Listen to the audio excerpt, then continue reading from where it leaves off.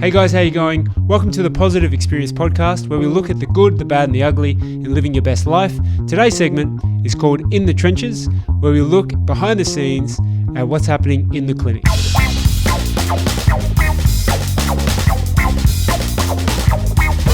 Hey guys, welcome back to the Positive Experience podcast. This episode today is The Trenches, where it's the in-house chat.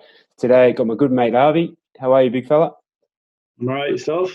That's the way, big man. Now, this month of June, the theme that ProPhysio Plus is going to be concentrating on is on knees and everything associated with knees. You know, and Avi's got a colourful story that he's going to share with us today. And before he does, on what's happening most recently, could you spend maybe a couple of minutes, Avi, telling us about the knee pain that you've been having previously and how it came on? So I think it would have been around July last year, or no, maybe even before that. Always had like an ongoing knee issue, which would come on and off. It was mainly my right knee, and then I was stupid enough to do a 10 by 10, so it's 10 sets of 10 reps, so German volume at like close to my 10 RM, so whatever I could do for 10 reps. Wow. So it was just I was silly, and I had taken a scoop of pre-workout, so I was buzzing. And then the seventh set, I think that's where I should have stopped. But I'm like, no, I'm nearly there. I've got to finish it off now. So I did 3 more sets, and those 3 sets, my knee was just killing me, the right knee, and I was just in so much pain. And then ever since then, those few weeks leading up, every time I squatted, every time I did anything, I was just in so much pain. My knee would just puff up, and I'm like, oh no, like, what's going on here? So just on that, mate, before you push on, so people have an idea of what you were doing, were you training in the gym to play sport? Were you training to get athletic so you can do distance running, or were you trying to bulk up? Like, just give us an idea of why you were training. So that would have been just training. I think I probably would have been on the bulking stage, but just wanted to get some volume in. Okay, get some growth, get some girth. Yeah. And then, okay. And then from there? 2 weeks. I was just on and off. It led to a month, and I completely didn't like squatting. I used to love squatting because I used to love the pain in the actual legs, not my knee. But this sort of pushed me away, and then I'm like, I've got to get this fixed. Then luckily the seminar came up with Sebastian and Andrew Locke. So I took a little bit out of there with the activation series. That was helping. And then it was still being an issue, but it was more on and off than consistent pain. So I was able to squat, but sometimes it would hurt, sometimes it wouldn't. Then my pain shifted to my left knee, and I was just going crazy. And it wasn't until I wanted to get it checked out, so I went and seen my current PT, MD. He goes by the hash Strength Revolution on Instagram. Cool. He's amazing. So he's Andrew Locke's right-hand man. And since then, he's helped me a long way, and he's been giving me pointers, and that's where we are now.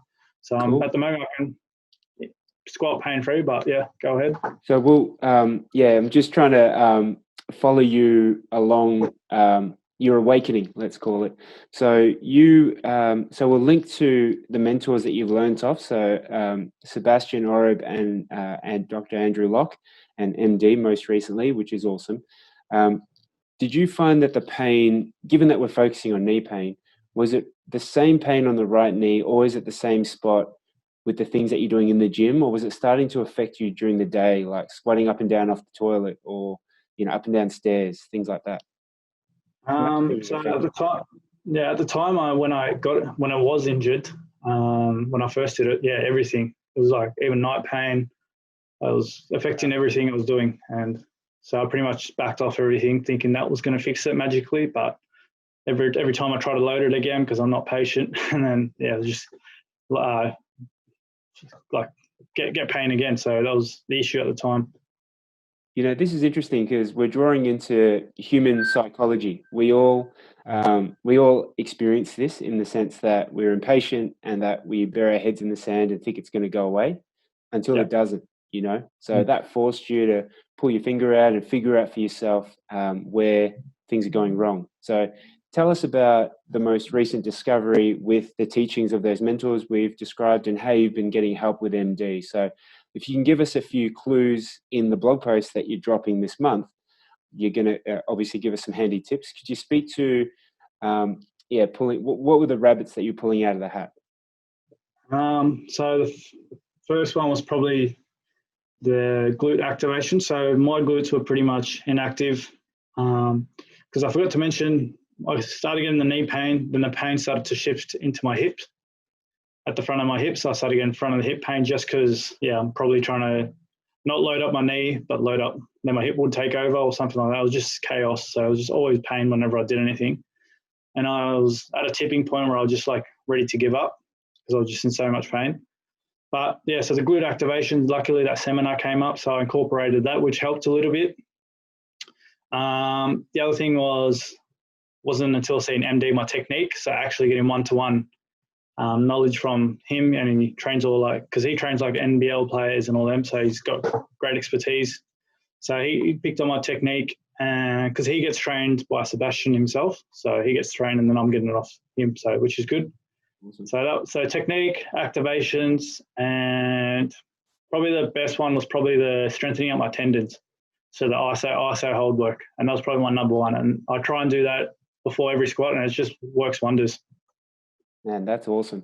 So in the blog post that we'll link to this podcast, we can point you guys that's watching this to more of the tidbits here, all the golden nuggets that Aarvi's learning from these big brains, and it's helping him with his health.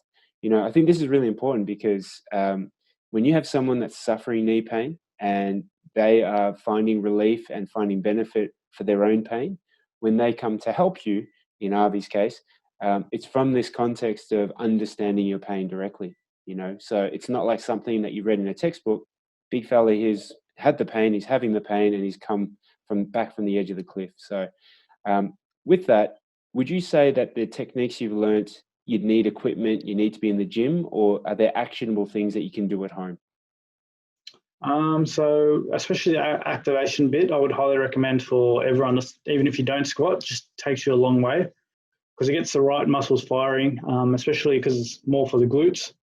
That's what should be doing all your work most of the time when you're walking, when you're running, because they're the strongest muscle in your body. So might as well use them, I say. Yeah, I agree. They're big for a reason. Yeah. And with that, how would you class your knee pain right now? So July last year, it started to get pretty smoky and fiery. We're in June 2020, so we're almost a year along. So how would you rate yourself?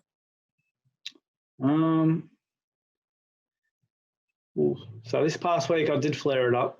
Not gonna lie, I was doing a bit of like more bounding activities like jump squats and all that. Been doing a bit more plyometric work just to get my cardiovascular up. Mm-hmm. But I'd say back then it was probably like a 7, 8 out of 10. Now it's like 2 out of 10, but it's not constant pain. It only comes when I do silly stuff with it and I know when I aggravate it. So now I know what to do to settle it down. Yep. Unfortunately, don't have access to a leg extension machine, so I can't do my ISO work because that's what's worked wonders and has been working wonders. But that's what I'm waiting for, to get hold of that, and that will probably calm it down. Yep, mate, that's perfect. I think in tying up our interview today, if there was one thing that 2020 Aarvi would have jumped in the time machine and told 2019 Aarvi, I know you've mentioned activation, your load. So activation, the ISO work, and the third one was? Technique, yeah. So would there be anything else that you would whisper into 2019 Aarvi's ear on top of what you've learnt with those, 3 pieces of gold nuggets? I'd probably say listen to your body. I think your body knows best. So I should have just stopped at that 7th set instead of trying to be like big macho man and trying to go 10 by 10. Because I knew I was done by the 7th, but if I stopped there, I could have saved a whole lot of deal. But that's how you learn from your mistakes, I suppose. That's it. I think that's a key point here. And I was hoping you were going to say that because I think on 2019, Aarvi was aware that there was a problem, there's a pain. 2020 Aarvi is self-aware. So you're really taking stock of how you're feeling internally. you're measuring what you're doing, and you're assessing. Do you think that'd be a fair comment? Like you're a lot more self-aware now, whereas before you sort of just had the blinkers on and you were just aware there's this crappy knee pain and you're like getting frustrated. Yeah, definitely. So whenever I do find a twinge or something, even in a different area, I sort of stop that exercise, and if it keeps ongoing, I stop, just let go with that day and don't continue training, and come back the next day or just something like that, or modify the exercises. And that's been helping me heaps because I don't put it through that pain, so I don't get to that point where I'm just done. Yeah, perfect. And I think the the athlete's mentality, we've been around some high caliber athletes and teachers, right? And they would never 100% completely recommend rest. Like there's value in recovery, but then you can modify activities to keep you moving, but you got to be mindful of do's and don'ts and things like that. So, to everyone at home, I hope you found a lot of value in a lot of the information here that Aarvi's spreading the good gospel of the activation. We're all big on big, strong glutes. I think before we run away, mate, you've given us a lot of tidbits there. I'm trying to squeeze as much as I can out of you. Would there be maybe any resources that you'd like to point people to, or anything that you'd like to speak to before we run away? So I'll just keep it quite simple. So Andrew Locke's Instagram page has a lot of valuable glute activation work, and Sebastian's technique for squats and stuff works wonders. It's not like a one size fits all, but if you try to incorporate his tips into your squat, that's what I've been doing, and it just helps heaps. Just quite helps like a ton, I suppose. Perfect. And look, our intention today was to talk about the knee, but you can see that it's all linked. We're one system. We're talking a lot about the glute and the pelvic girdle, but it does have a direct relationship with the knees. So, another resource is on our blog post. Aarvi has a chain of activation blog posts. He also has a chain of McGill, but most recently in May, he had a chain of blog posts on Professor Stuart McGill's work. So there's some great low-hanging fruit for you guys there too. So on top of that, before we run away, we do have some free offers for you guys at home. So if you jump onto our ProPhysio Plus website, our homepage, there's 3 things that you can look up. Number 1, if you need some help, you're not sure, you just want to have a quick chat, there's a free 10-minute appointment that you can make online. No obligation. If you're not sure how we can help you, or you have a few more questions, make a time and the team can spend 10 minutes speaking with you guys. And the second thing is, if you have someone in your network that needs help, we are offering a free initial assessment for people that haven't come into the clinic before. So if you've come by, like and appreciate our work. If you have someone that's complaining of it and you're sick of them complaining, send them to our website and then they can make a free initial assessment. So check that out. It's all on our website, and Aarvi and I and the rest of the fellas are happy to help. Sound good? Cool. All right, guys, thanks for your time today. I hope you enjoyed our podcast today, The Positive Experience. Have a good day, and we'll speak to you next time. As always, making healthy simple. Catch you later.